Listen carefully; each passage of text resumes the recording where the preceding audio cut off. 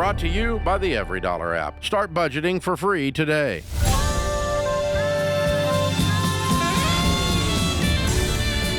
Live from the headquarters of Ramsey Solutions, it's The Ramsey Show, where we help people build wealth, do work that they love, and create actual amazing relationships. Ken Coleman, number one best-selling author and host of The Ken Coleman Show here at Ramsey, is my co-host today. Open phones at 888-825-5225. That's 888-825-5225. Right before we turn on the microphones, Ken and I were just discussing a fabulous appearance he just did on Mike Rowe's Dirty Jobs. Mike Rowe of Dirty Jobs has a podcast that's a long-form interview podcast. Mike and I have been friends a long, long time, and I've done it a couple of times, and Ken was just a guest on there, and I think it posted this week, and I listened to it all the way through. It's an hour and 40 minutes of you two guys having way too much fun, but it's very informative, a great discussion. If you haven't checked out Mike's podcast, we recommend that you do, especially this week with Ken being on there. It was incredible, Ken. Great job. Thank you. Brenda is in Tampa, Florida to start off this hour. Hi, Brenda. Welcome to the Ramsey Show.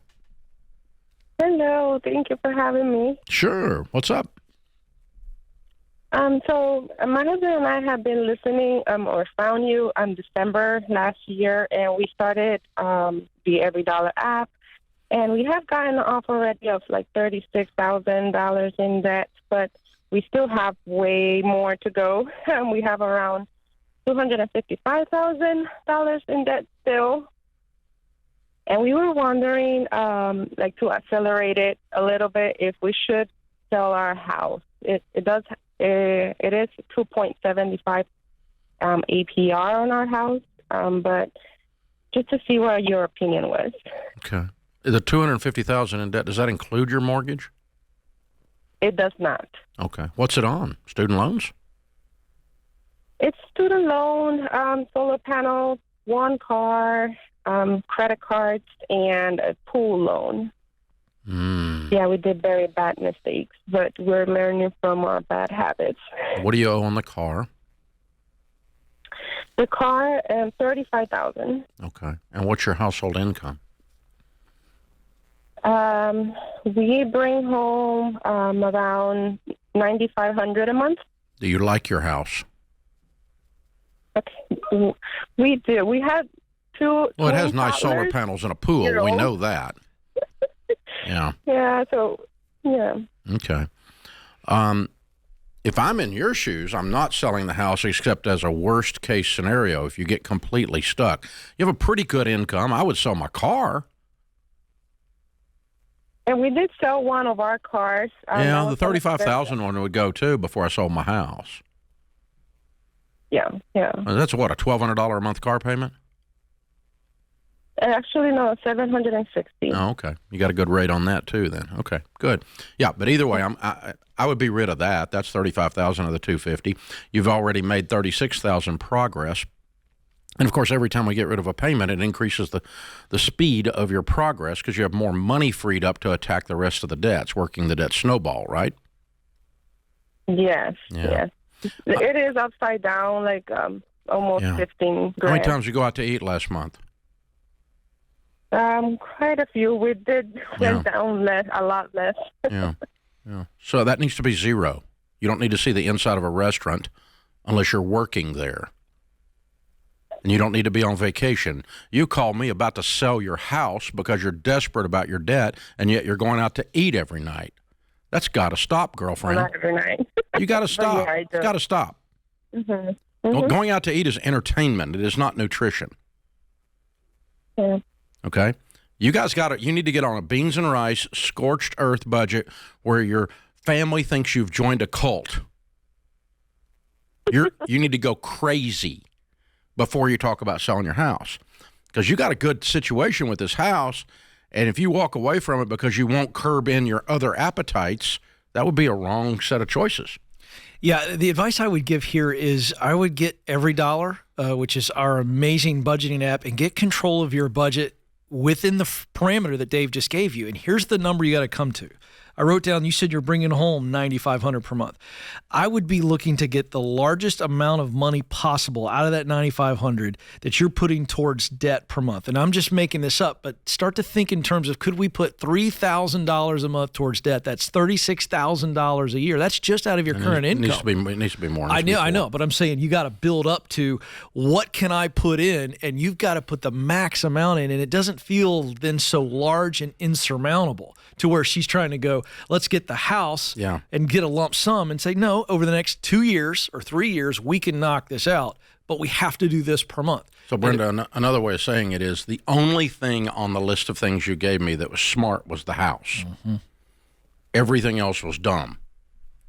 And so we don't want to lose the one smart thing for the dumb things without having pulled out all the stops to save the house, as if your life depended on it. Yeah. And so $4,000 a month, $5,000 a month, extra jobs, no vacations, no eating out, no nothing. Nothing. Just eat, pay the lights, keep the water on, work all the time, and pay your bills.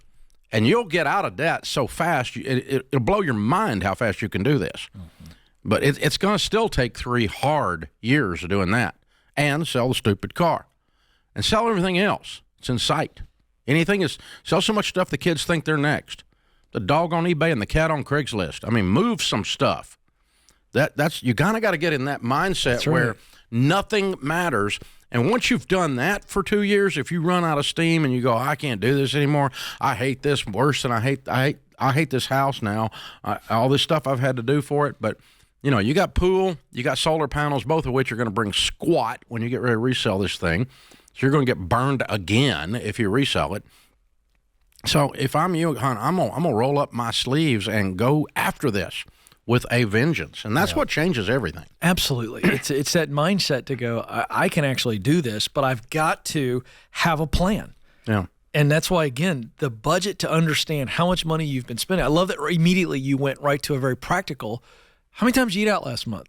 It's that idea of getting control of how much money we actually have to throw at this problem. Then it doesn't become insurmountable. Yeah. This is doable. Very. But because the great news is you got a pretty decent shovel. You got a really big hole, but you got a pretty decent shovel there. Can you resell solar panels? No. Like reselling a computer. That's what I thought. As soon as you plug it in, it's obsolete.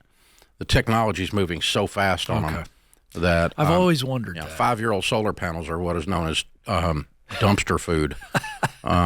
You know, they just have because the quality of the technology today versus 5 years ago, same as an old computer. Right. It's the same thing, and so that's why they're junk.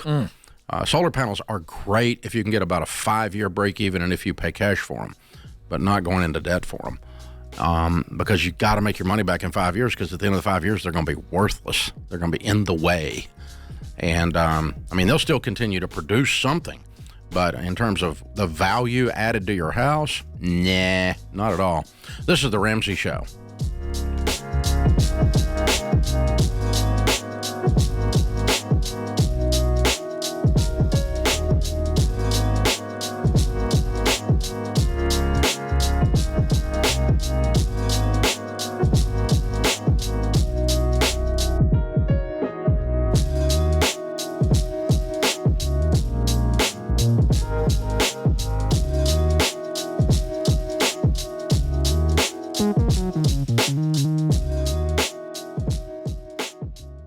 Hey guys, it's Rachel Cruz. Just about everything costs more these days, and healthcare is no exception. So if you're looking at your healthcare options during open enrollment, be sure to check out Christian Healthcare Ministries. CHM is not health insurance. It's a biblically based health cost-sharing ministry that's helped hundreds of thousands of families just like yours with healthcare costs. CHM is affordable, aligns with your values, and gives you more options for your healthcare. And you can join at any time, including open enrollment. Find out more and join today at chministries.org/budget. That's chministries.org/budget.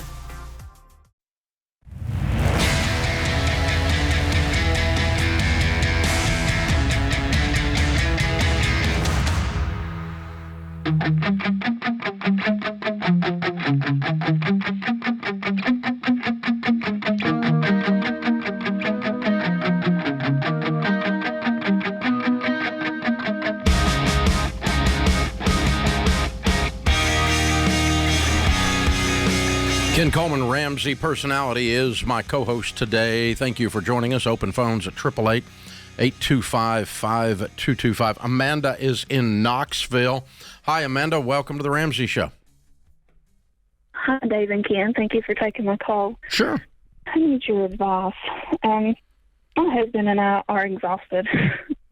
We so trying to figure out if maybe starting a business or working from home may be a better option for us. We have about $89,000 in debt, and I work full time, and I have an hour drive to work every day. And my husband works full time, but he works a night shift from 10 at night till 6 in the morning. And we have 2 children. My oldest just started kindergarten. So we had help with drop off and pick up with my mother-in-law, but she has had some health issues and she can't drive right now. So that's put it on me doing the bedtime routine and the drop-offs in the morning, and my husband waking up early to pick her up from school. So we're just exhausted. I don't know if that would be a good option for us, considering the amount of debt we have. What do you make? I make 57, but I'm set to get a raise starting October 1. Okay. And What do you I'm do? not sure about my husband. I'm in accounts payable. Okay. And what's your husband do? He works in a manufacturing plant. He drives a forklift. Mm-hmm. Okay. What would be the business that you two would start? I'm presuming you guys have kicked around some ideas if you ask us that. Well, it would be me. I have some experience in grant writing, and I was thought about doing that as a side hustle, but then I'm thinking, well, maybe a business, full-time business might be a better option so that I can take care of the kids and, It's only a take better my option. mother-in-law. It's only a better option. I don't know what grant writers make. I presume that you know, but it's only a better option if you're making the exact same amount of money or more with absolute opportunity to grow that. Other than that, you're just going to have to press through. This is a tough season of life. You got debt to pay off. Well, the other thing is you could just change jobs. Yeah. But Or you don't have an hour commute. An hour commute in Knoxville is unusual. Yeah. Knoxville's not that big. I live outside of Knoxville. I'm more towards North Carolina, but Knoxville is my closest city. I have 30 minutes to the closest town. And that's if I go straight to work. It's an hour drive. I have to drop off one child at my mother's 30 minutes away and then to work and drop my mother off at work. So, because she can't drive right now. So I'm actually hour and a half my morning commute and then pick up my one daughter on the way home. So okay. I was born in East Tennessee. What city are you in? Our address is Hartford. We're okay. Up there where the rafting companies are. Yeah. Stuff. Yeah. Okay. Yeah. All right. Well, the job that your husband has is replaceable in a day position, not an overnight, because he doesn't make a ton of money. Your job is replaceable if you found something there that even if it paid less, then and you got 2 hours a day back, you could do grant writing as a side hustle. Yeah. Okay. But driving in an hour is part of what the problem is. You're burning 2 hours a day just to go make $57,000. And what you're telling me is that that's not worth it. And him working overnight just to make, what's he making, $25? Close to that, yeah. Yeah. And there's no reason to do night shift to make $25. You can make $25 at Target. So, and that get him back on a day clock and you on a day clock, that helps. Cut your commute down, that helps. But jumping out and just declaring I am now in small business in a small town in the hills of East Tennessee suddenly and give up you're the major breadwinner in the place, give up the biggest share of your income and hope it works out. No, I'm not going to tell you to do that. But I am with you that something has to change. Mm-hmm. Another thing that could change, and this is really painful, but you could move. Because you're basically driving into Knoxville is what you're telling me. Sevier County, yeah. Yeah. What would keep you from moving? I heard your response to that as in, it's not an option. Why is that not an option? It's family land. My in-laws. That's great. It's a little hard to chew that up and eat it. And right now you're having trouble eating, and you're calling me completely exhausted, ready to just throw yourself off of a career cliff and hope you hit a pad on the bottom. No. And so I think you guys got to put a whole bunch of anything's on the table until it's not. Him changing to a day job, you all moving halfway between, so you get some things back. Are you changing jobs to something there in your town? But, like you said, the life that you've built, you didn't build. It has happened to you by default, and it's tearing your butt up, and you got to change. Yeah. So you've identified something's got to give. And so my suggestion is that you decide what's going to give and that it's wise, meaning that you just quit a $57,000 a year job because I'm worn out and go get and open up a job hoping you end up making nothing. No. Open up a small business? No. I would not recommend that to anyone. I would recommend you start your small business as a side hustle, but you don't have any time to do that right now in this current situation. Yeah, it's fascinating to me, and not picking on Amanda at all, because I've seen this so many times. This idea that proximity to family or some type of family land or some benefit that I perceive as a benefit tied to my family as one of the key reasons why my life is otherwise miserable is so backwards. Yeah. And you've got to get to a point where you go, what must be true for my life to be better? And then you stop thinking, well, I have to figure it out in the terms of I got to be near family or I got to live on this family land. Everything's on the table when you're this tired. I agree. It's quality of life. Bill is in Raleigh, North Carolina. Hi, Bill. Welcome to the Ramsey Show. Hey, Dave. Thanks for taking my call. I really appreciate it. Sure. What's up? Got a quick question. My wife and I bought a spec house last year that was about 40% finished when we purchased it, and so we had the opportunity to make changes and add things with signed change orders with the builder, and we ended up adding about $250K to the price as far as what we paid. And then when we closed in December and the sale was recorded, it was recorded as the original sale price and didn't include any of the change orders we did. So I'm just wondering, is that accurate, or can it include the change orders that we did? Why would you want them included? In most states, you record the deed based on the sale price, and that's going to increase. It's going to increase your closing costs. Well, I guess the reason was just when we paid cash for the house, and so I was thinking at some point if we sell it, it would look better that we purchase it for X amount as opposed to X amount minus $250K. No, doesn't affect sale price at all. What affects sale price when you get ready to sell it is the actual value of the house, which includes the $250K worth of stuff. So when you get ready to list it 5 years from now, you're going to say, this is so many square feet, and by the way, we added all of these things to it when we bought it 5 years ago, and so it's a top of the market appliances or top of the market flooring or whatever it is you put in that increase those things. And so make sure you're considering that when we decide what we're going to list it for.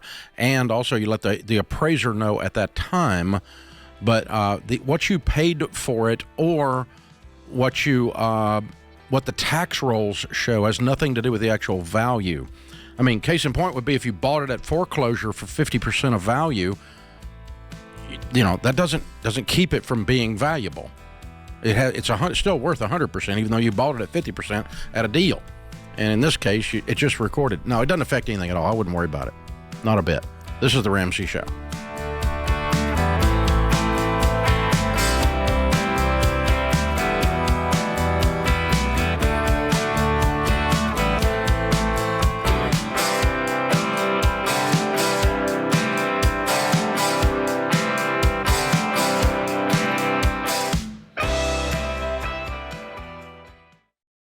I've been doing this show for over 30 years, and some of the saddest calls I've taken are from situations that are completely preventable. Yeah, and what's so hard is I feel like one of those, especially the ones that I'm like, oh, it's terrible, are people that call in and their spouse has passed away suddenly and they don't have life insurance. We actually took a question of a lady and she had 3 kids, pregnant, and husband didn't have life insurance. And I'm like, I can't even imagine. Or even if it was opposite, right? If a mom passed away, there's a dad with kids and trying to figure out, how am I going to afford childcare? How do I outsource some stuff that maybe she was doing? Like, and it just takes the grief and the sadness of something like a sudden death to a whole new level. Like when you have to think through, how am I going to pay my bills? How am I going to eat next week? Yeah, in the middle of all that grief. Like it's terrible. And so life insurance is the one thing, especially as a mom with 3 little kids, that I'm like so big on for people to get because it's inexpensive. Xander is the place that Winston and I actually get all of our life insurance. And we keep re-upping it because I'm like, I just want it there. Like there's something about that safety of knowing that you have money if something suddenly happens. And it doesn't cost much because Xander shops among a gazillion different companies. It doesn't cost much. You just have to admit that someday you're not going to be here. You got to say it out loud, and you got to say, I'm going to say I love you to my family by taking care of them and taking the time to put this stuff in place. The cost of stinking pizza. It really is. So that is one thing to do, to say I love you to your family. So we've used Xander for all of our family's needs for insurance for many years, including, of course, term life insurance. To get a free quote, go to 800-356-4282. That's 800-356-4282, or go to Xander.com.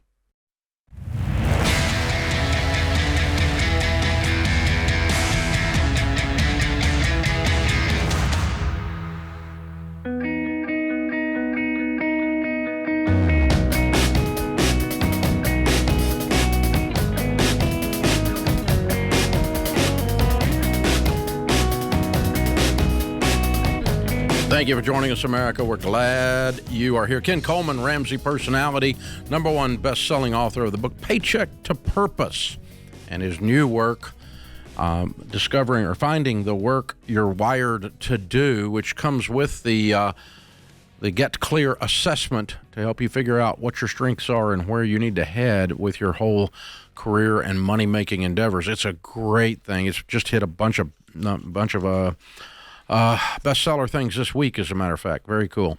Hey, the average interest rate for a 15-year mortgage dropped from 6 to 5.6 this week. And the average this week, fell to 5.15, the lowest we've seen since February of 23. So almost 20 some odd months now since we've seen an interest rate that low. So if you purchase a $423,000 house with a 20% down payment on a 15-year, the interest rate change is the difference now of about $4,000 a year is what it would save you. So, yeah, if you're financially ready, if you're out of debt, you have your down payment ready, and you have your emergency fund in place, we're huge on the real estate market, and this is the time to do it. It's also a great time to sell because there's a shortage of inventory. So it's kind of a weird market in that way, but you need a good, strong real estate agent in your corner that knows what the flip they're doing. High protein, high octane. So go to RamseySolutions.com/agent, and you can find the real estate agent that's Ramsey trusted, that we have vetted in your area. So there we go. Open phones at 888-825-5225. Nicole is in Jacksonville. Hi, Nicole. How are you? Good. How are you? Better than I deserve. What's up? Okay, so me and my husband are about to bring a baby into the world in January next year. And congratulations. Thank you. He's had this credit card with his mom that he's been having for like the past basically year and a half. But she basically has like joint ownership of his like account and stuff like that because he's in the military. So, like, when he first got in, he was like, oh, well, you're going to oversee everything. Just make sure, like, my bills are paid and stuff like that. But she opened up her credit card, and she's ran up, like, $14,000 since then. And every time I try to talk to him about it, like, hey, like, what's going on with this? Like, is she going to take care of it now that we're bringing a baby into the world? I'm concerned, and like every time she'll ask him about it, like she completely like gets angry or upset and cries because she has lupus and she has like a lot of medical bills too. So we're not really sure how to. How long have you been ask. married? We've been married for a year and a half. Mm-hmm. Okay. And what So does he it's still make? pretty What does he fresh. make, and what do you make? He makes like 55,000 a year, Mm-hmm. and me, I'm a student, so I'm still in school and everything. So I work part time. How old So I are you? would How old say- are you two? I'm 22, and he's 23. Okay. So yeah. And Well, me, here's the thing. I work Here's the thing. part-time. Stop. You don't have a mother-in-law problem. You have a husband problem. Okay? So hubby has got to decide now that there's a new woman in his life that's not his mother. When you the old in the old days, people would say things like, when you get married, you leave your parents and cleave to your spouse. Leave and cleave, we called it. Okay, and there's a boundary drawn. There's a new household has been established a year and a half ago, and now it has a baby entering it. Okay, and we're not going to blame any of this on the baby. We're going to blame all of this on your husband. The day you all got married, it was his job as a man to separate all of his accounts from his mother. This is very boyish, not manly behavior Yes. that he's engaging in. And so if I'm in your shoes, I'm going to sit down very calmly, and I don't care if his mom cries, I'm sorry. And I don't care, I'm sorry she has lupus, but the reason she's crying is because she's ashamed. And because it works on her little boy. So we're going to help your husband run down to Walmart and pick up a backbone. They're on aisle 3. And then he's going to walk in there very calmly and gently and say, Mom, now that I'm married and I have my own family, we're not going to have any more joint accounts. So everything is being closed today, and you're going to reopen your own accounts, Mom, and you need to pay this $14,000 you ran up on this credit card. Okay? And if she doesn't, you'll have to, because it's got your husband's name on it. This is a mistake that he has made. And it may cost him and you $14,000, because I got a feeling this woman's not going to pay this. Don't you? Yeah. Yeah. And you're not to be involved at all. You'll become the wicked daughter-in-law. It'll be all your fault, because this woman is a travel agent for guilt trips. Okay. Yeah, every time I try to talk to her about Nope. it. No. Don't you ever say a word to her online. about this again. Yeah. But your husband, he needs to throw his shoulders back and become a man. Today. This is weak and fearful behavior. He needs to become courageous, bold, gentle with his mom. There's no reason to be mean to her. He's the one entered into this arrangement. But it does need to be very thorough and complete immediately. It's absurd that a man that is married and has a baby on the way has joint accounts with his mommy. That's ridiculous, okay? You can play this back for him if you want. He needs to square. I will. Yeah, he needs to square his shoulders and walk in there. I don't want him to be unkind to his mom, but it was his duty the week before you got married to separate everything. When my kids were getting married, we sat down 2 weeks before.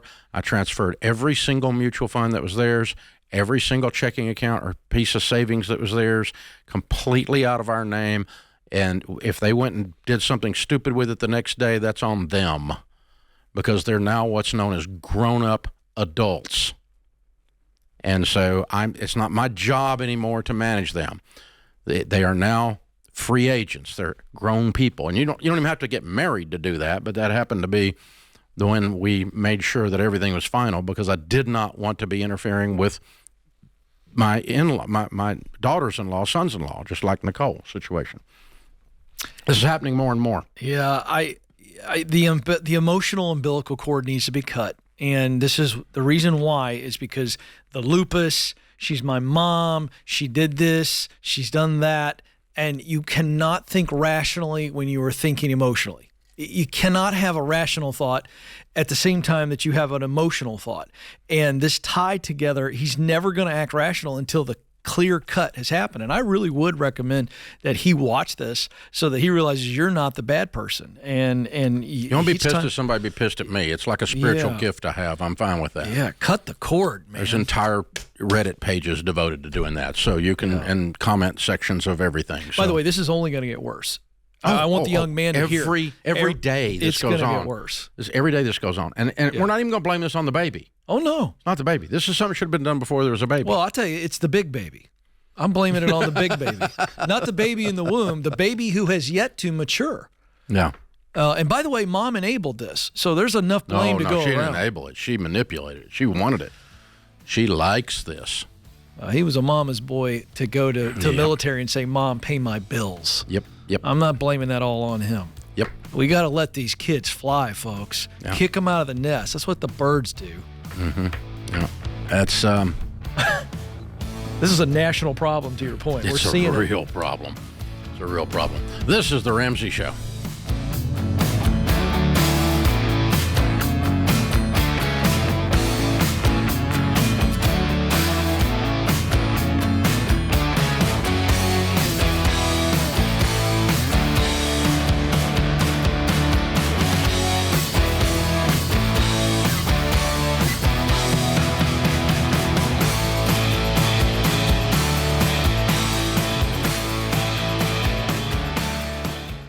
It's true, there's no place like home for the holidays.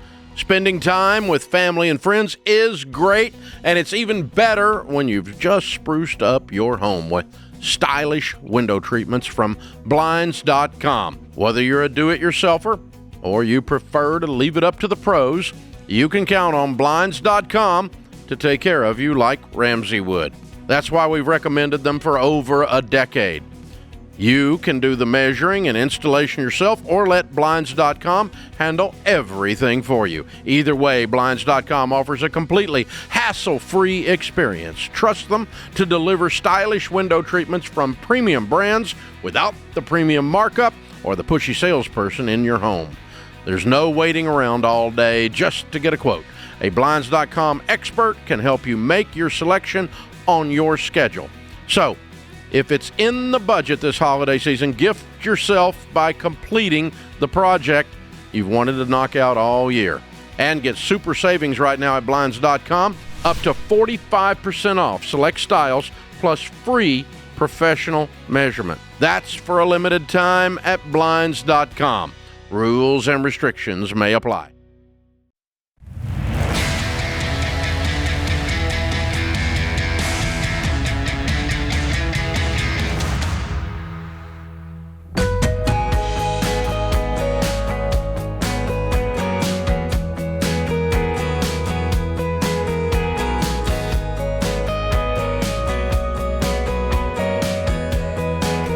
Ken Coleman, Ramsey Personality, is my co-host today.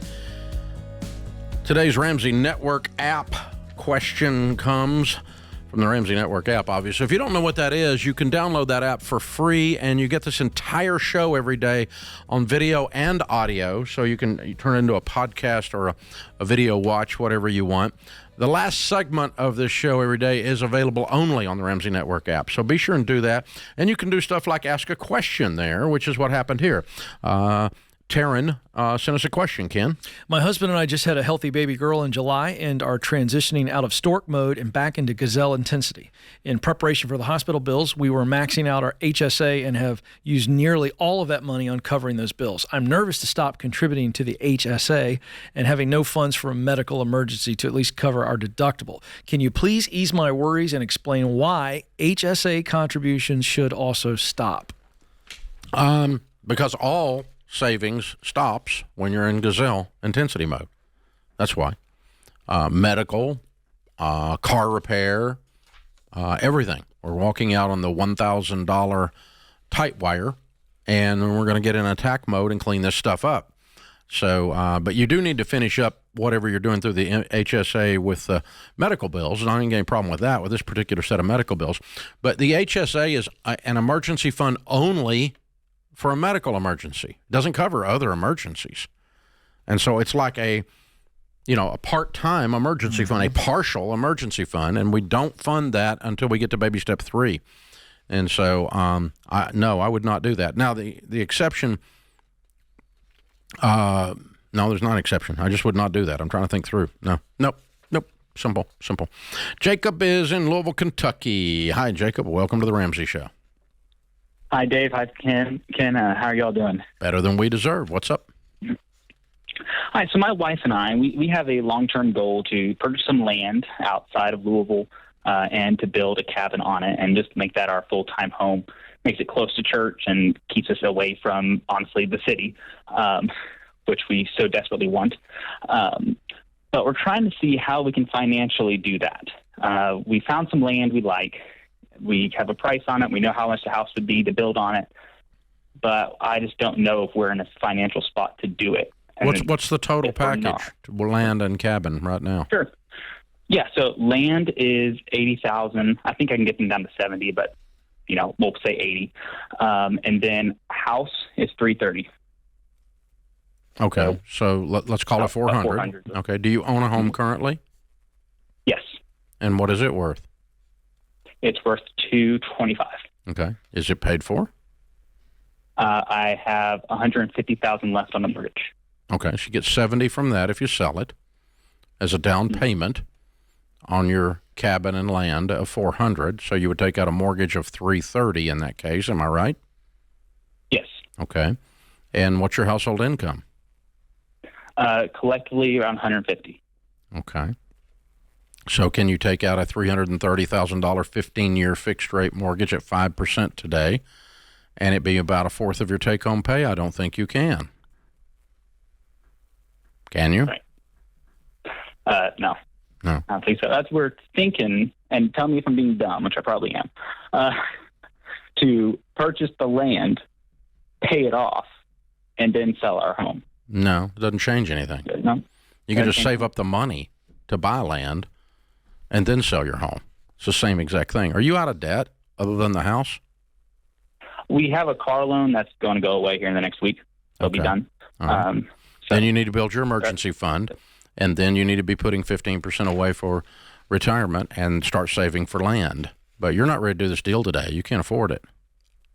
Gotcha. We have 30 already saved up. Does that change anything on there, or? Well, where's your emergency fund? I have about 20,000 in mutual funds and 30,000 in savings. Okay. All right. So how much of your 50,000 should be your emergency fund? Which that would cover what and all of that? Is that 3 to 6 months of expenses. Okay. 20,000. Okay. All right. And so you've got 30,000 then to put between the two things. You'd cash out the mutual fund. You have 30,000 to put towards it. So now instead of 70, we're putting down 100. When your down payment is enough that your house payment becomes a fourth of your take-home pay, we're fine with that. And then you go get a construction loan that buys the land and builds the cabin. You may need to rent for a little while you're doing that and get your house sold. You may have to move twice to make this work. But you've got to get that mortgage amount down to where your house payment's no more than a fourth of your take-home pay on a 15-year fixed. And so your take-home pay is what, $8,000, $9,000? Yes. Okay. If we call it 10, you can take a $2,500 house payment as an example, right? Okay. Right. And I don't think that's going to support a $330,000 mortgage, but but as you save more money, you're going to get in a position to do that. So it may be this particular piece of land gets away. But if you go buy the land now and finance it, you're going to slow down the speed at which you pull this off. Because you got more debt then to support while you're trying to do all this savings. So be careful that you don't do your dreams, Jacob, in such a way that they become a nightmare. And so let's just slow down. You'll get there. Or let's change the house plan. Build less house on this land. Or let's change the construction process and not where it doesn't cost as much. I don't know. I don't know what you're talking about building on this acreage. But I think you went shopping for a house or for a piece of land before you were ready, and now you got land fever. Yeah, I remember getting land fever when we first moved here. It's dangerous to keep going and looking at land when you're not ready. Man. Just wait till you're ready. There you go. It's hard. Acknowledge that. That's hard. Chris is in Tampa. Hi, Chris. Welcome to the Ramsey Show. Hey, guys. Thanks for taking my call. Sure. What's up? So I have two homes. One is a rental, and one is my primary. The rental has become more than I want to deal with in my life. So much for passive income, right? And I've decided to sell it. And I guess my question is, I have a financial advisor I work with who's done really well for me throughout my life, and he thinks that it would be in my best interest to take the proceeds from the rental and, invest the money. The proceeds will probably be about $150,000-ish. But I feel like I should take the money and put it in, pay down my primary mortgage. You are right. Your financial advisor's wrong. And why do you say that? Because as we studied millionaires, 10,000 of them in the largest study of millionaires ever done, we found that they had two primary things that made them wealthy. Steadily investing in their retirement plans, like 401ks and good mutual funds, okay, and getting their home paid off. The typical millionaire that we run into, say they had $1.5 million, $1.8 million net worth, something like that, the first stage of millionaire status. They're sitting on a $400,000, $500,000, $600,000 paid for house, and they got $400,000, $500,000, $600,000 in their 401k. Very, very few of them became millionaires by investing with their financial advisor while keeping debt on their home. Because it's essentially, from a balance sheet perspective, what you stumbled into with your direction, Chris, is that it's as if you've borrowed on your home to invest, and you would never do that. Correct. Yeah, because by not paying it down and instead investing, it has the exact same mathematical effect as having borrowed on your home in order to invest. And that would be ludicrous from a risk management standpoint, because now you're putting your home at risk to play footsie with something your advisor wants to do. No, thank you.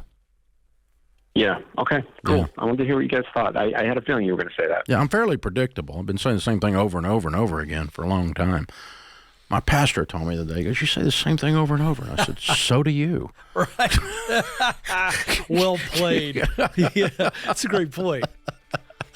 For 30 years, yeah. It's very predictable. But it turns out that the data actually backs up this idea of being debt-free is one of the key elements of building wealth. That's right. So, it's undisputable. There we go. It's called data.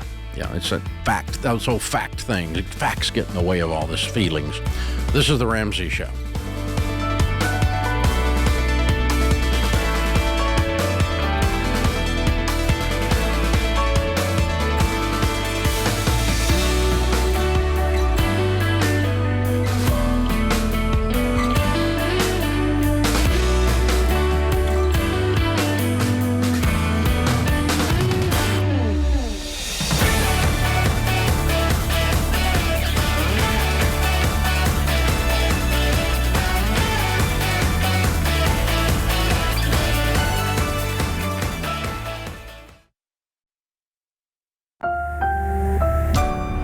Brought to you by the EveryDollar app. Start budgeting for free today.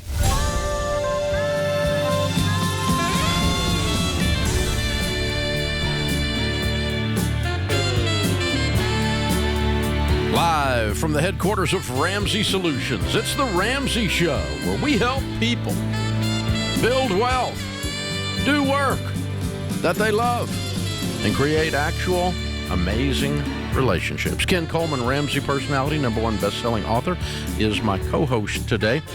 Open phones at 888-825-5225. Elliot is going to start this hour off in Grand Rapids, Michigan. Hey, Elliot, what's up? Hey, how are you guys doing? Better than we deserve. How can we help? Well, thank you guys for what you do. My parents became millionaires just following your guys' plan. I'm calling because my brother-in-law, he's a little younger than me. He's 24. He's a pretty successful guy, crazy hard worker. But he's starting to get caught up in a peer-to-peer lending program. that unfortunately another family friend is talking him into. I know I can't, just kind of be like, this is stupid and end it at that. Do you guys have any advice? How do I talk to him about this? Because he's trying to make sure it's legit, but he's also just keeps getting further into it. So. Well, the only way you can convince someone is to the extent of the quality of your relationship with them.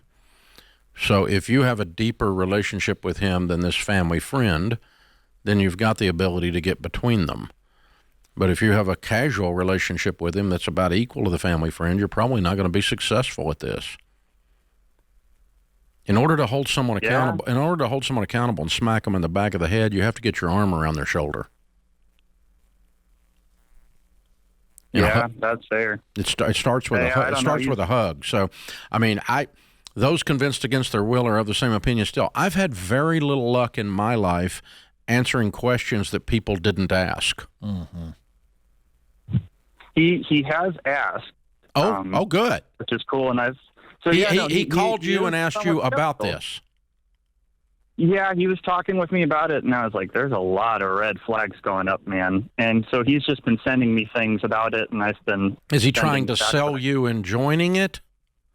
No, I think he's just trying to sell himself and kind of prove he can out-discuss me on it. Well, now you've got him in a good spot. Well, that's okay then. That's good. Yeah, so I think that, your best shot for persuasion is in person, in private. You don't want to embarrass him in front of... your sister that he's married to, I think, or your wife is his sister. I don't know, whichever it is, his brother-in-law. But yeah, so no embarrassment. This is not going to be over a dinner with the gals, and you start. Yep. But basically, what I would do is not call him stupid. What I found is that the stuff that I did that was really stupid when I was 24 came from trying to find a shortcut. I was trying to find a way to get rich quick. And it's very humorous to think about that loaning money to broke people loaning money to broke people is going to cause you to get wealthy. That's what peer-to-peer lending is. It's even funnier than that because he's borrowing to lend to the peer-to-peer, but he's also really successful for his age. I think he could easily retire in 10, 20 years if he wanted to. Yeah, but he's not successful at this. He's successful because he's ambitious and a hard worker, and he looked over here and went, this may look on the outside like it doesn't work, but I'm smart enough, I can do this. That's what I did, and that's how I lost my butt. Yeah, Elliot, I jump in real quick to say, I think since he's opened the door to you and your first response was red flags, I think you got to go back, just as Dave said, one-on-one and say, hey, I've done my research. And let me tell you what the data says that the risks are. And I would, in this case, play to the natural, real fear to the actual high-risk situation. This is not a manipulation. This stuff is really, really risky. Start talking about the psychological and the relationship stuff. Start talking about it's not an actual good investment strategy compared to, and start showing the Ramsey, go to our website. Basically loaning money to people no one else will loan money to. Yeah, you got to make the case. Yeah. But make the case. Kind of dumb. But it's got to be data-based, right? And say, man, this is risky. Here's why. And the other thing I would do is I would appeal to him to say, okay, let's study wealthy people. How many of them used shortcuts to get there? They really don't. They use their innate work ethic and go-getter mentality. In other words, I think, Elliot, that your brother-in-law's secret sauce is him, not that he hasn't found the right thing to accelerate it yet. He's the secret sauce. I want him to hear from you that you think he's amazing and that this is a total waste. It'd be a waste of his time. He's going to get he's got the ability to go far and go fast if he stays away from things like this. Yeah. Because of who he is. So you've got this admiration of him until he lost his mind on this one thing, right? Yeah. Yeah, pretty much. I'm looking at him like, man, you've been doing so well up to this. I would say that over and over and over again. His secret sauce, his secret sauce is him. He's the secret sauce. It's not that he needs to find some, the multi-level people all go, you need to find a vehicle. No, you don't. You're the vehicle. I need to find a system. No, you don't. You're the system. Live on less than you make and save money. Work your butt off. That's the system. And that's the one that the wealthy people use. They don't go, oh, I found a Bitcoin. There we look at that. It made it easy.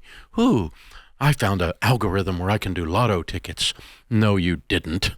Okay? And so, I mean, this is what get rich quick is based on. That's right. Is based on desperation or greed. Yeah. And it always, in either case, requires a level of pride, and pride is what comes right before you fall. I did every one of these stupid butt things. Every part of my story of losing everything in my 20s is because of those exact things. Mm-hmm.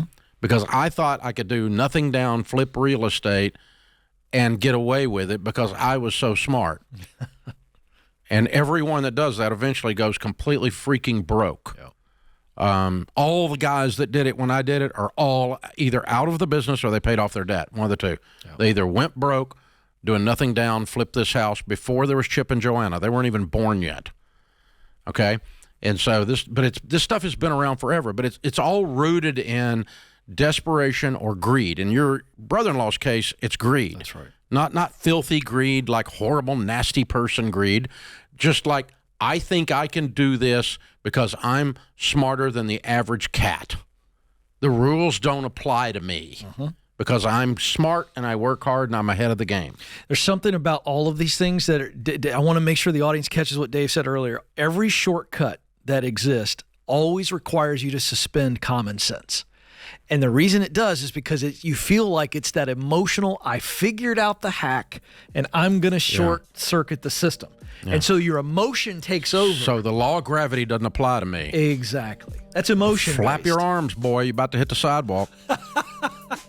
Law of gravity applies. Boom. Put your helmet on. Little print right there on the sidewalk. I know, man. That's exactly what I did. You know, I understand. I understood intellectually the dangers of leverage. Yeah. But I thought I could beat it. That's the classic example. Flap your dadgum arms and hit the sidewalk. That's it, man. The law of gravity does not apply to me. Mm-hmm. This is the Ramsey Show.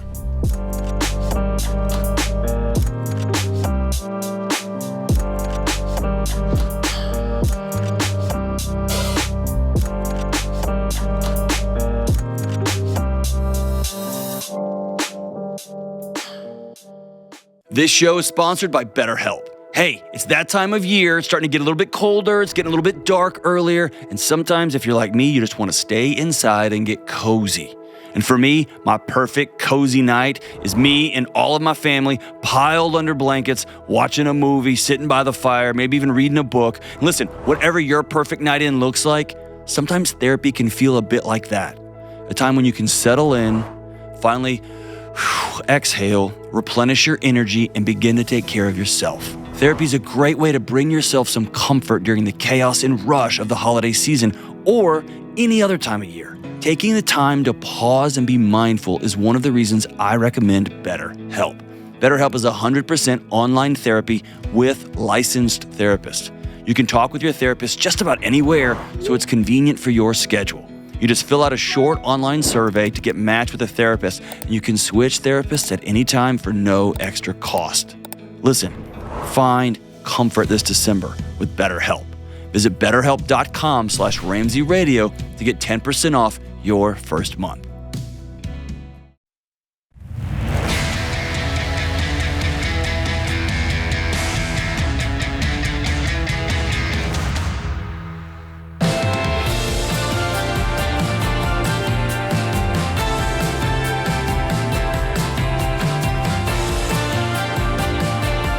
Ken Coleman, Ramsey Personality, is my co-host today, #1 best-selling author. The best way to make the most of your money is by doing it on purpose. Most people don't win with their money because we can't get them to do it on purpose. If you will simply make the money that you have behave and go towards your goals, you will start hitting your goals. But most people kind of wander along half asleep and then wake up at retirement going, oh man, hope the government, which is well known for its ability to handle money, will take care of me. Bad idea. You need a plan. A plan monthly is called a budget. the best budgeting app on the planet is called Every Dollar because you give every dollar an assignment. Every dollar of your life is put to work. Download the Every Dollar budgeting app for free in the App Store. Tens of millions of people, not exaggerating, are using this app now. Yeah, and you're not. What's up? Every dollar. It's free in the App Store or Google Play. Check it out. And, of course, you can click the link in the description if you're listening on YouTube or a podcast. We'll take you straight in there. Josh is in Charlotte, North Carolina. Hi, Josh. How are you? I'm anxious, Dave. How are you? Oh, okay. Better than I deserve. What's up? Well, my wife is a contract worker. She's doing HR recruiting, and the contract that she's with is slowing down dramatically to the point where signs are on the walls that she may be losing her job in the next month or two. We are pushing hard to get out of debt. Have a medical loan from earlier this year that we are hoping to be paid off by the end of this year. But our concern is with the proposed incoming doom on the horizon, should we forego hitting debt hard to switch to, oh no, we need to start saving for a few months? That has what I can't tell here is you gave a lot of metaphors and dramatic things, but no one has ever said anything to her about this other than she's observing things around her and feels like this is coming to a close. I think she needs to go in and get some actual input from the leadership team. So the leadership team has told them that with the way things are slowing down, they don't know how much longer their contract is going to be valid for. But I would have another follow-up question to that. Okay, so how long is the current contract going to last? In other words, is this a reset, or the whoever's paying that contract can close that contract out at any time? I just get really detailed on that. But real quick, Josh, I would immediately, if I was in your situation and it was my wife in her situation, I would have her immediately looking for a replacement work. I wouldn't necessarily pause on the debt elimination. I'd get real aggressive to have some options out there while having this conversation. Yeah, let me tell you this. If this is bad enough that you need to stop all progress in your financial plan and pile up cash because she's going to lose her job, then she needs to go get another job. Yeah. Right now. Is it that bad? It's starting to see that. They did a massive. Man, you are hedging all over earlier this year. You sound like a worrier. I can't tell if you're worrying or if this is really happening. Yeah. Starting to. No, it's not it either. Is this bad enough that she's ready to quit her job and go get another one? It's bad enough that we ended up going to urgent care due to stress-related illnesses yesterday. Okay, then happen to this situation. Yeah, then don't stand around and wait on this to happen to you. Be proactive. Yes, stop everything, start piling up cash, and put her in an aggressive job hunt. Yep. She needs a new job in 2 weeks. Mm-hmm. And then she needs to quit and take the new job. No discussing this. This is hard, cold break. These people have said, we're about to poop on you. So dodge the poop. Okay? Fair enough. I mean, get after it. They told you it's coming. Dodge. I'm telling you. When I hear about a storm coming, I start to make adjustments to the storm. We don't go, well, it could hit us, it may not. Like, if it's dangerous, and this is dangerous financially, address it. Yeah. Get out in front of it. Ken and I are the two guys standing in the front yard watching the tornado. Keep that in mind. Okay? That is true. That's both of us. All right. Just keep in mind. That's who you're talking to. I am ready, but I'm waiting until the last minute. I can still get out of the way. Right. Yeah. Right. Olay. Right. I never worry about Dave when a storm is coming because I know he's watching. Right where he is. Right where I'm gonna be walking right straight into it. Jennifer is in New York. Hi, Jennifer. Welcome to the Ramsey Show. Hi, Dave. Hi, Ken. Love you guys. I'm hoping that you can help me with an issue.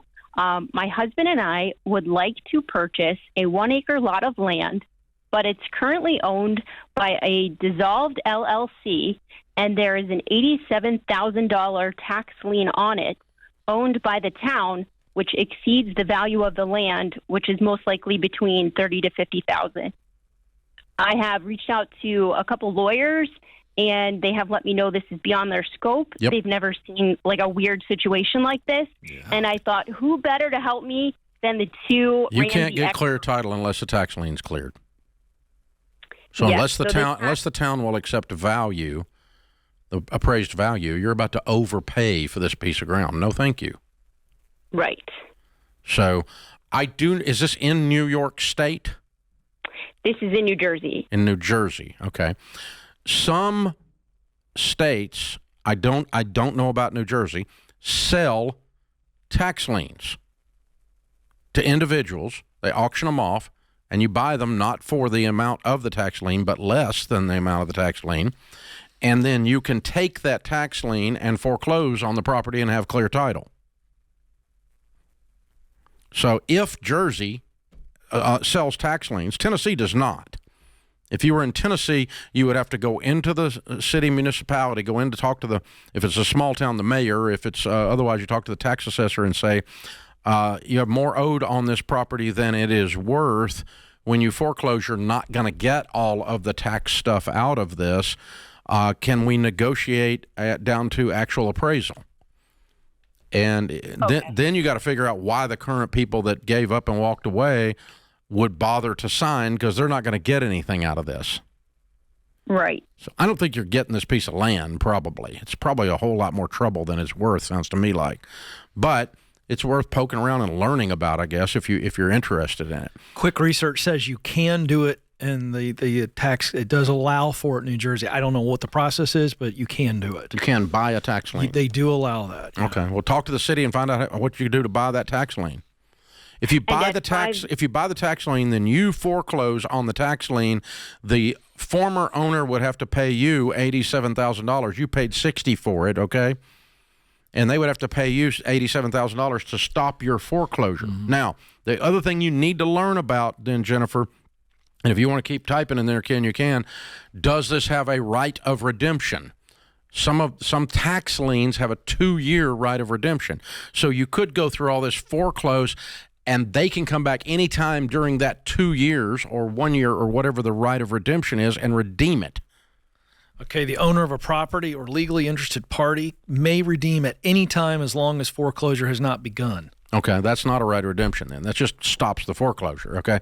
But after foreclosure, some of them have an additional, and you need to make sure of that. So what I would talk to, Jennifer, is if you're going to go buy the tax lien, before you do that, talk to a title company about what it's going to take for you to get clean title and buy title insurance. Okay. Okay. But my guess is if you can buy the $87,000, what's the property worth? It's probably only worth $30,000 to $50,000. So we Why don't want to are you overpay. interested in it? Yeah. Because it is a lot that is directly next to our property. And okay. It was from a builder who actually built our house on 1 acre, and then he, I think, went bankrupt during the process. Yeah. Sold off a bunch of the land to the town, but they must have had an oversight and not realized that this piece of land didn't transfer to the town. So we're trying to purchase this. Perfect. Yeah, I would go in and try to buy the tax lien for less than the value of the property, and then do the foreclosure. Or if the builder will just sign it over to you as a favor and waive any rights of redemption, you can have clear title tomorrow. But you don't want to pay $87,000 for $30,000. This is the Ramsey Show.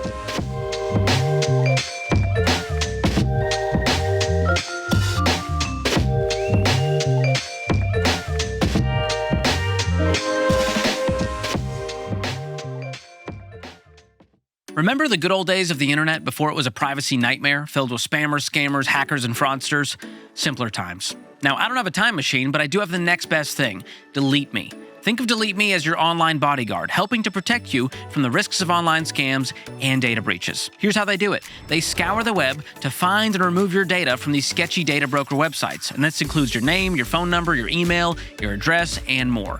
And Delete Me will send you a detailed report of what they did and how much time they've saved you. And they've saved me 66 hours so far, which is more time I can spend trying to nail the wordle of the day on the first try.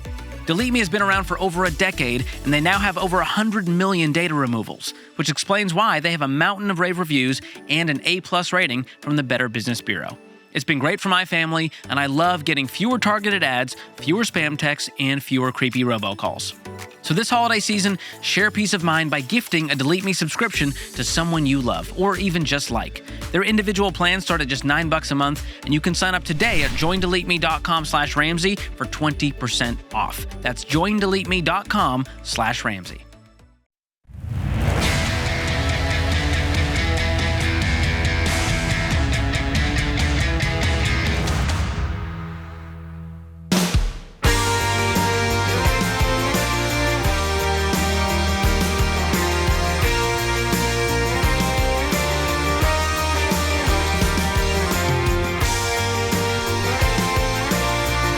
Ken Coleman, Ramsey Personality, is my co-host. We invite you to stop by and hang out in the Ramsey Solutions lobby anytime you want. We do this show from 1 to 4 Central Time every day, and we can come in and sit down for free. We've got homemade chocolate chip cookies and coffee. It's all on us. Smells like Mama's Kitchen in here, not corporate America.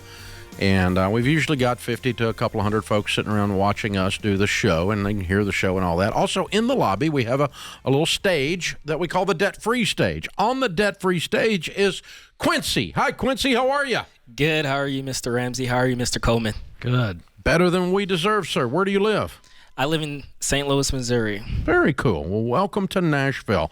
And how much debt have you paid off, Quincy? Paid off $55,000. Good for you. How long did that take? 36 months. Good for you. And your range of income during that 3 years? $24,000 to $85,000. Good for you. What do you do for a living? I'm a business consultant. Good. Very good. All right. What kind of debt was the $55,000? It was a rental property and 2 cars. You paid off a rental property for $55,000? I did. Sounds like a fine piece of property. So the rental property, I had $11,000 left on it, and the 2 vehicles, I had a truck, which was worth $15,000 at the time. More than the rental property. More than the rental property. And then I had my Cadillac, which I had just purchased at the beginning of that year before when I started my debt-free journey. That was around $29,000. Okay. So what's the story? What happened? How'd you run into Ramsey, and what made you decide to clean all of this up in just 36 months? Because you leaned in, man. Congratulations. Thank you. I appreciate it. So before I even knew of Financial Peace University or Ramsey Solutions, we were on the same page, and I didn't even know it. Before in high school, I had a negative experience with debt, with credit cards. And so when I moved out of my mom's house, that's when all of that came to light. And paying off those 2 credit cards that I had no control over at the time, it really frustrated me. And so I started learning about finances and APR and interest rates right out of high school, entering into college. And then I didn't like college, so thankfully I had got a scholarship. I gave that back, and I decided to join the military to just give me some stability until I decided to do what I wanted to do next.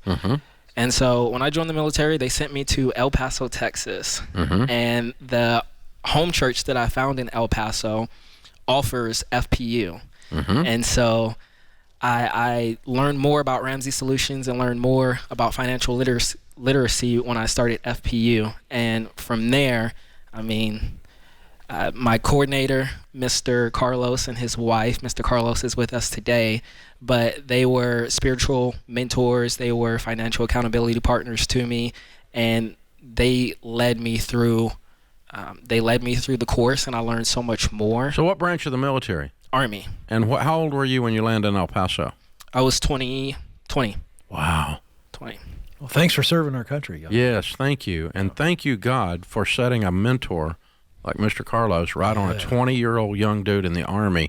Completely changed the trajectory of your life, didn't they? Most definitely. Yeah, that church. Way to go, church. What church is this? Hope City Community Church in El Paso, Texas. Way to go, Hope City. You're living out your name, baby. Most definitely. You just laid out hope right here and did it. That's what's supposed to happen. That's exactly right. Wow. You love somebody enough to get all up in their life and help them change the whole trajectory of everything. And because you're looking at stuff that they're bringing you going, oh, man. Yeah, I can just see I can see it happening, wasn't it? Most definitely. Yes, sir. Man, I love this. That's powerful. That's powerful. Dude, you got a debt to pay back to young guys later on. You got to be Mr. Carlos the rest of your life, man. This is awesome. I love it. I love it too. So what was the most difficult adjustment after you? So you're watching FPU, you're engaged in the class, and here you are, a young guy in the military, probably surrounded by a lot of other young guys with the first time they've ever had any money in their pocket. Most definitely. What was the big challenge for you to begin to adjust your lifestyle after you learned all this? It wasn't much of adapting to the principles, because these are all godly principles, and I grew up in the church, so that part I understood, and I was very excited for. What I really needed to adjust with was making sure that I stayed focused, speaking that there were young people around me and even older people around me. We're talking sergeants or, sergeant first class, sergeant majors that are stunting, so to speak, like they have everything together. And me sitting over here eating on beans and rice. Yep. And when I found out what moonlighting was, I became a travel CNA. I got that certification while I was in the military, and I got the document signed by my commander. And because of that, I was able to work overnight shifts, which were, that helped, and that's what allowed me to be able to go full force with, paying off my vehicle at the time. Up. Yeah. It jumped my income up, as well as, when I started my business after I got out the military. And so So you're how old now? I'm 25. How's it feel to be free, man? Oh, it feels great. You gotta feel so empowered. You gotta feel like you got muscle. Well, it's not just that, Mr. Ramsey, but it's more so I have a responsibility to pass it forward. Yeah, that's what I've already called that out. But yes, sir. Yeah, but I'm just saying, you're incredible. I'm so proud of you. Well done. What a sharp young dude, man. Glory to God. Yeah, amen. Glory to God, Mr. Carlos and that church, man. That's good stuff right there. That's the way it's supposed to be. So, you got a young private out there left home for the first time, doesn't know squat. He's listening to us right now. What do you tell him? Well, I would tell that private specifically to live below their means and to make sure that they understand who they are. And if they don't know who they are, focus on who they are and whose they are, because that ultimately will help them not have to feel that pressure and that burden of living like everyone else. Yeah, because it's not worth it. Shoot, you nailed it right there. One of the things we find among people that are able to build wealth, and you discovered it and are walking in it, and you just gave that same advice back, is that you have to lose the need to impress others. Yes, sir. When you quit caring what other people think, building wealth becomes very easy, because you spend almost no time on Instagram. Very true. Because you don't care what anybody thinks. You're not posting, look at me, because you don't care what people think. I'm on beans and rice. I'm going to get my overnight. I'm going to get my CNA. I'm going to jack this to $84,000 a year. I'm going to get done here in 36 months. Mic drop, man. You're incredible. Very cool. Very cool, man. Neat story. I love it, Quincy. Very, very well done. All right. So,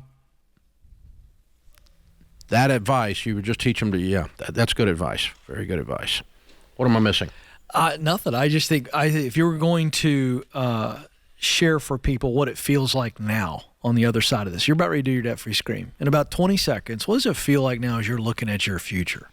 It feels bright is such an understatement.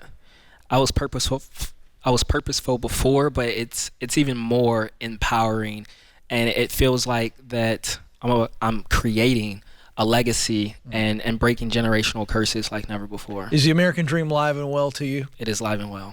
Yeah. Wow. Thanks again for your service. Wow. Proud of you.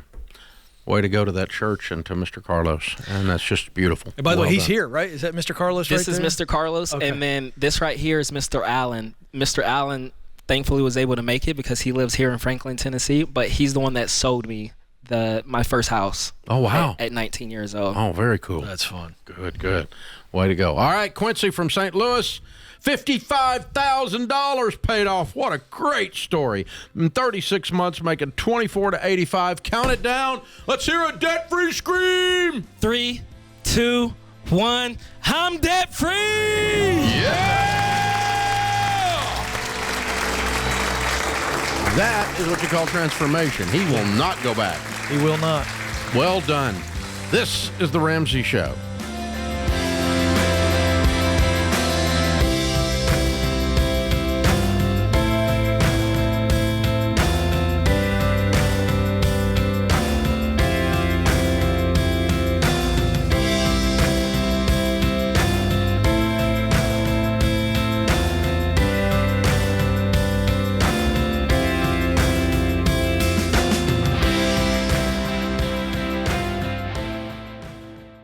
Mortgage rates have dropped, so if you're thinking about buying a home in the next year, contact your local Churchill mortgage team right now. If you wait, more people will be in the market, competing for the same homes and potentially driving up prices. Churchill will help you do the math to be sure your budget is correct, making your home a blessing and helping you build lasting wealth. Learn more at churchillmortgage.com. churchillmortgage.com.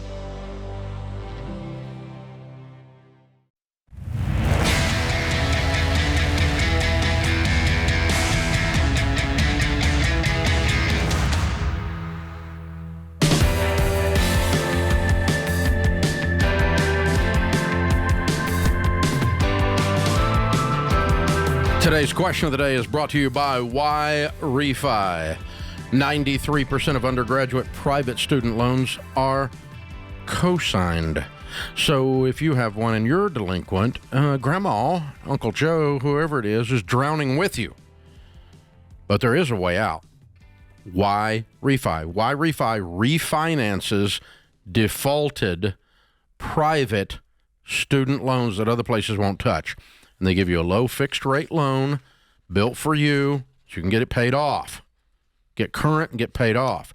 Go to yrefi.com/Ramsey today.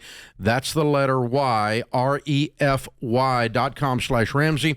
Might not be in all states. Today's question comes from Andre in Indiana. I'm being managed out of my job at my current employer. When I realized what was happening, I got ahead of it and have turned in my resignation so I won't have a termination on my employment record. I have several interviews lined up and I'm not worried about finding another position. My question is, how should I approach obtaining a letter of reference from my current employer should I need it?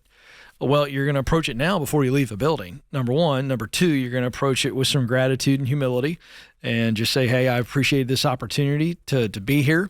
And I would love if you feel comfortable being a reference for me and give me a reference letter upon request. Are you comfortable with that? It's just a man-to-man conversation or man-to-woman conversation. And that's about all you can do there. And hopefully you've left well.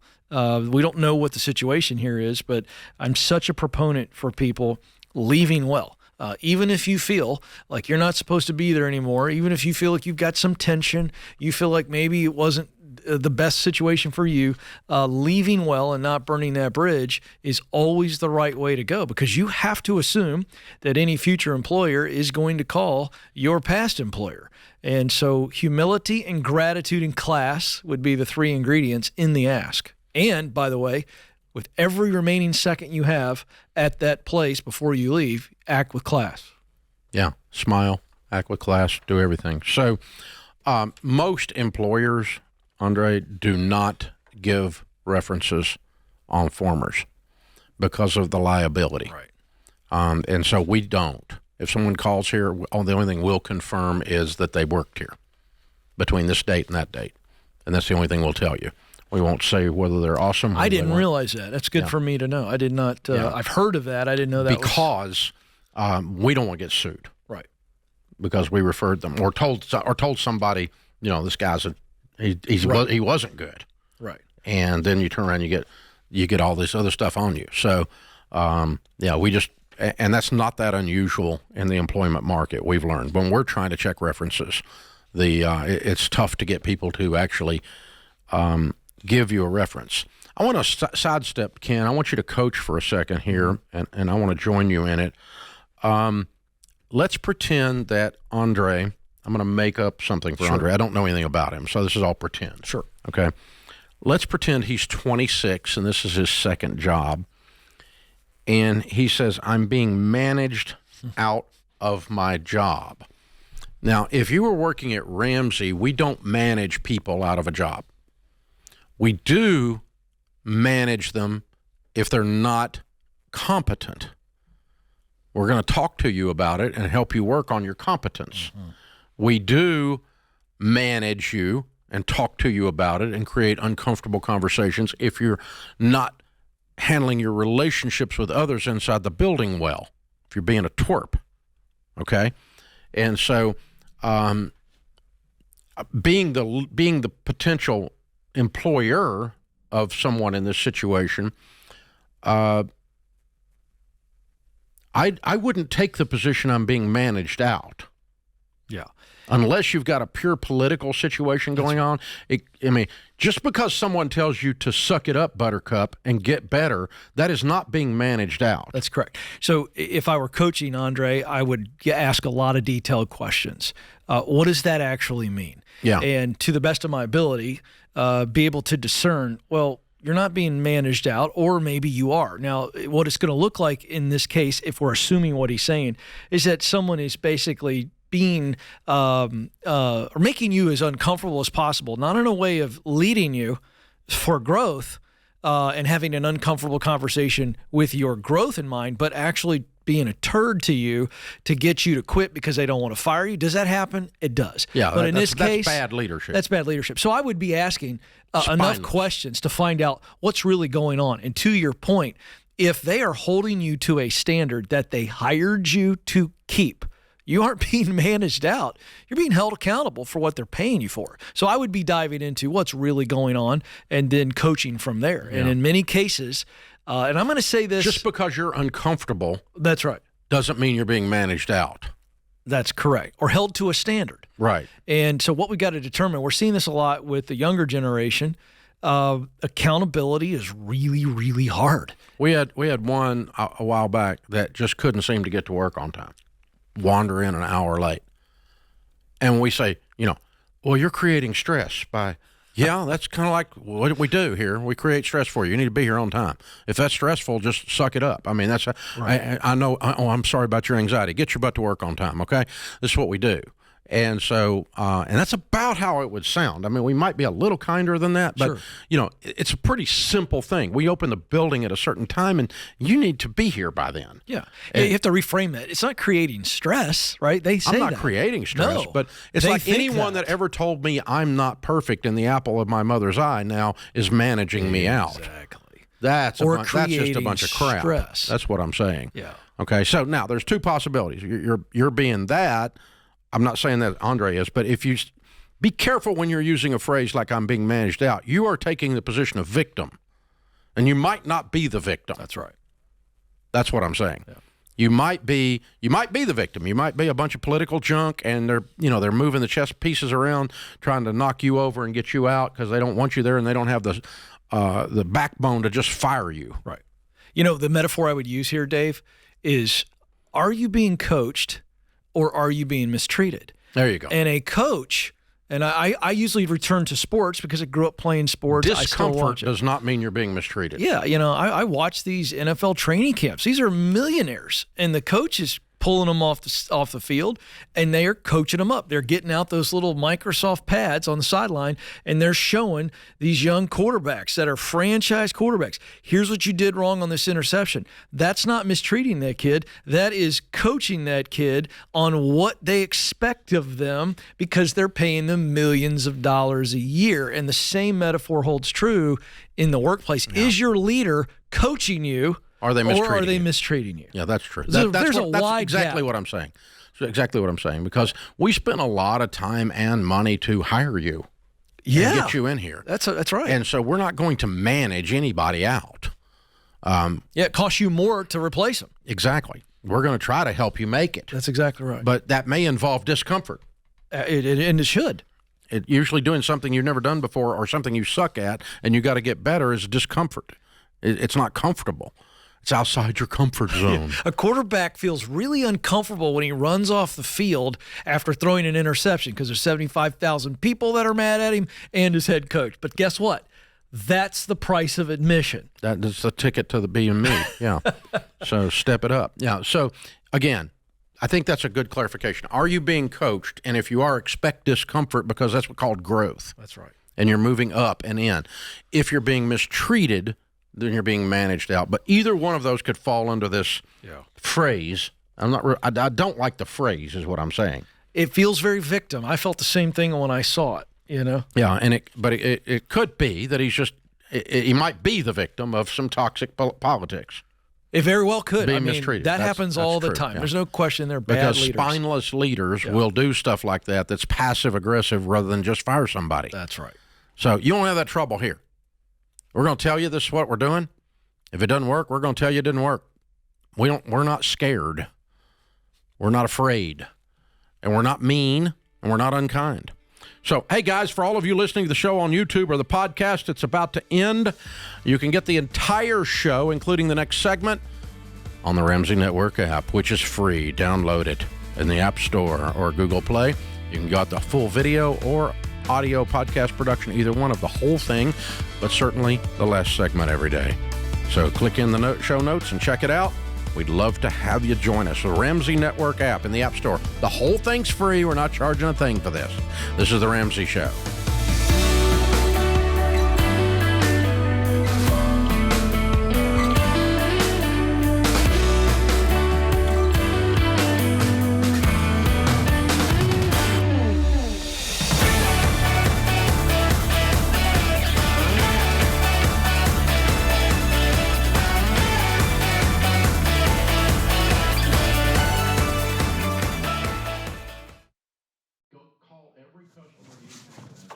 Hey, what are you still doing here? You know the rest of the show's happening on the Ramsey Network app, right? So you got to jump over there to continue watching. You can download it for free. Just go to your app store, type in Ramsey Network. It's completely free, and I'll drop a link in the show notes to make it easy for you. So if you're watching on the app, you're in luck. But if you're watching anywhere else, this show is over for you. So jump onto the app and let the fun continue. All right. Go on now. Don't make it weird. Okay, I got nowhere to go, so you need to go. Okay, bye-bye now. All right, it's getting weird over there, guys. What do we do?